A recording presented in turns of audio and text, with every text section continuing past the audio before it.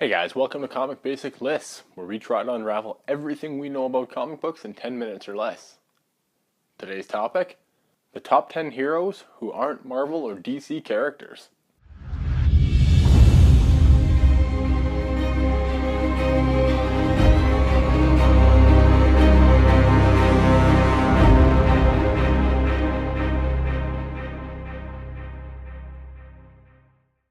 Before we begin, hey, why don't you hit that subscribe button just below this video. That way, as the videos become available, you'll be the first to know. Marvel and DC characters have shaped, formed, and practically dictated the comic book landscape for the better part of 80 years. They have introduced the world to a plethora of well-thought-out characters and some that simply make you want to roll your eyes. Through their existence, they have made it practically impossible for small companies to rise up and create characters that are more than a flash in the pan. But as Audrey Hepburn famously said, nothing is impossible. The word itself says, I'm possible. Yes, some companies have found a way to etch their own characters into the pop culture kingdom and have done it extremely well. Without further ado, here are those top 10 characters who aren't Marvel or DC.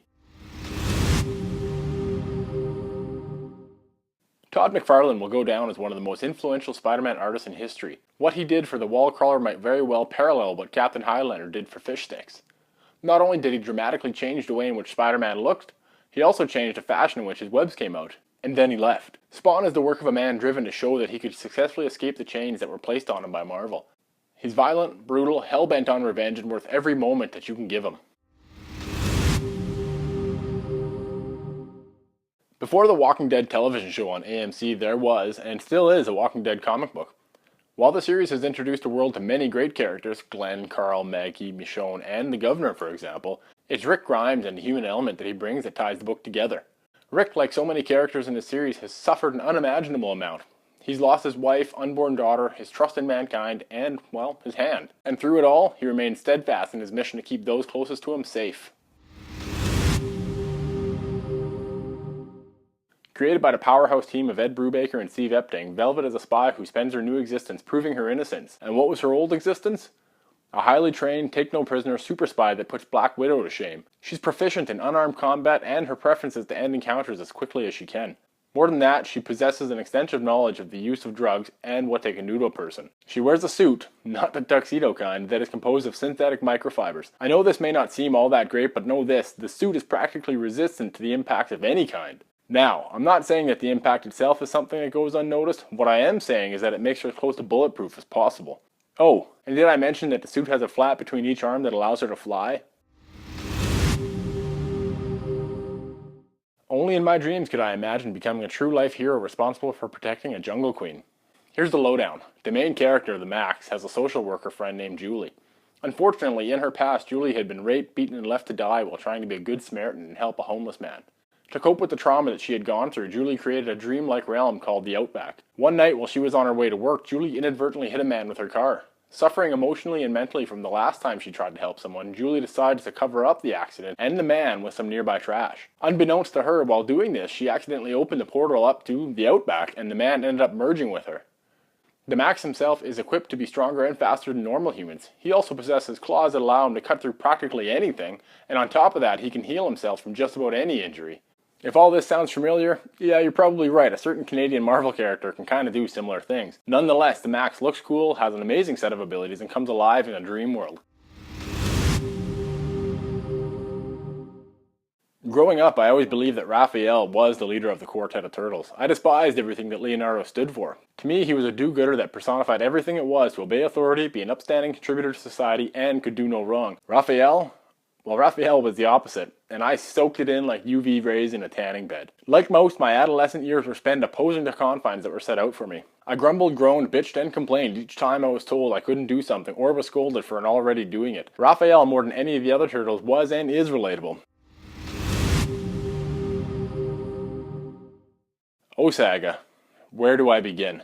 To only pick one character is doing the series a giant disservice, but alas, I must choose one, and I choose Hazel. Hazel is the glue that holds Saga together. Aside from occasionally narrating the story, which by the way is pretty brilliant, Hazel is the cause and effect of most things that happen to her parents, Alana and Marco. She is the offspring of Alana of Landfall and Marco of its moon, Wreath. In the realm of Saga, these two homelands are rivals who want nothing more than to destroy one another. And that's what makes Hazel's interaction so amazing. Imagine for a second being a baby thrown in the middle of two war-torn factions. Then imagine that your existence will prevent the two sides from ever get along. Now imagine that you are the most hated and hunted being on the planet. That's what Hazel has to deal with.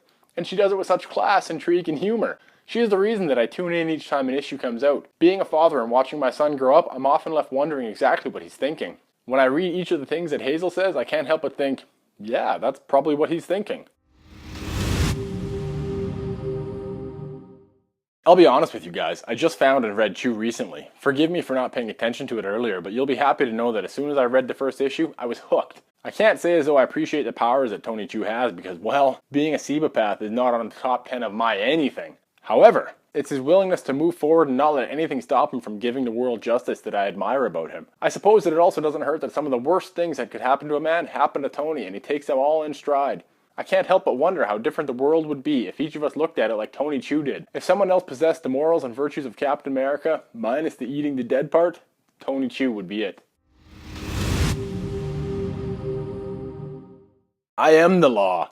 I'll be upfront with you, I don't know if it's the character that I like or it's what the character carries and he's capable of doing that I like.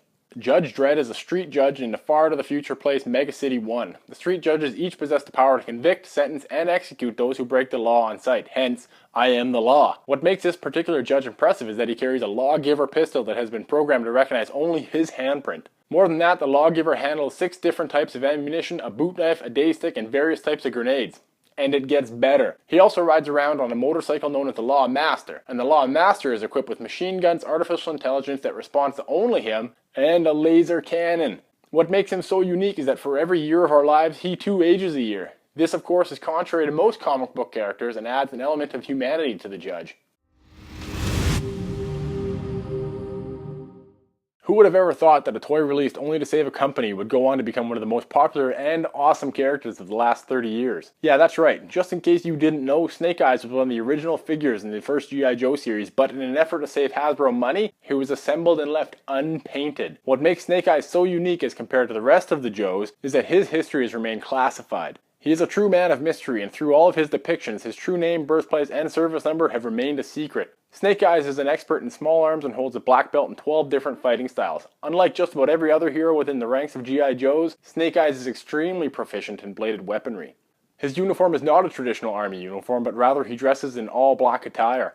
In a world where we all try to be alike, I applaud him for sticking out. It's for this reason that he deserves to be on this list.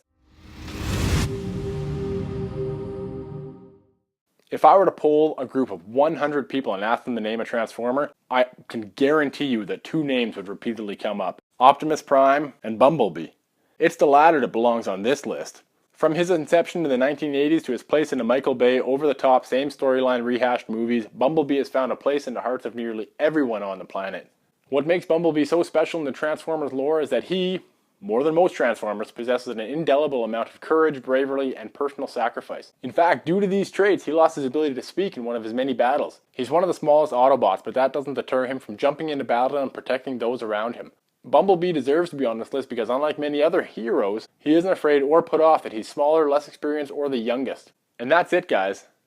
The 10 best heroes who aren't under Marvel or DC properties. I'd love to know who would make your list. Leave it in the comments below. And do me a favor, if you like this video, hey, hit that subscribe button. It really helps this channel. And if you really like it, well, why don't you give it a share? And before you go, I'm going to ask you one last thing. We have a website, in case you didn't know, comicbasics.com. You should check it out because it has more information than we can cram into any of these videos. Thanks, guys. We'll catch you next time.